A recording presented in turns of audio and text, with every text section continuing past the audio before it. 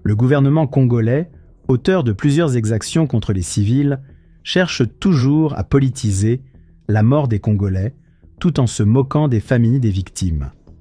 La seule fois où un deuil est déclaré, où un membre du gouvernement se déplace sur les lieux, c'est juste pour instrumentaliser des crimes que lui-même a commis, afin de détourner l'attention de la population vers un fictif ennemi extérieur. Nous, la population de l'Ituri, nous rappelons au président de la République que l'Ituri a besoin de la paix. La paix qui ne viendra que du gouvernement central. Cet homme pointe du doigt le gouvernement central qui laisse les gens mourir en connaissance de cause.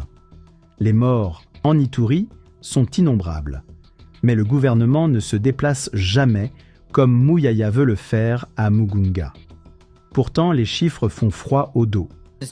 Depuis décembre 2022, la mission rapporte qu'au moins 195 civils ont été tués et 68 blessés, ainsi que 84 personnes enlevées lors de plusieurs incidents attribués au groupe armé Codeco et Zaïre. Plus d'une vingtaine de civils ont été tués dimanche dans de nouvelles attaques de miliciens en Ituri, province aurifère du nord-est de la République démocratique du Congo. Ces attaques sont attribuées à la Codeco, la coopérative pour le développement du Congo, une milice de plusieurs milliers d'hommes. Finalement, nous nous posons la question, qu'est-ce que nous allons faire?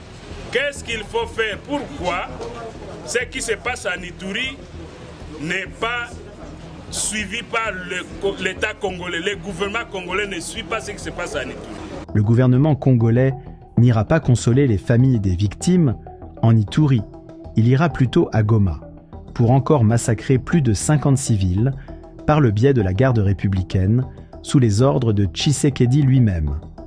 Aucun deuil ne sera déclaré, et celui qui va se déplacer y va pour corrompre les familles des victimes. Le corps de notre fils était criblé de balles. Ce sont les militaires qui l'ont tué. Il était allongé à la morgue avec d'autres victimes. Nous avons encore besoin de notre fils. Il a une famille. Nous sommes des civils, nous n'avons pas d'armes. Nous sommes en colère de voir comment les militaires peuvent tirer sur quelqu'un qui n'a pas d'armes, au lieu d'attaquer les rebelles. Il y a un crime contre l'humanité.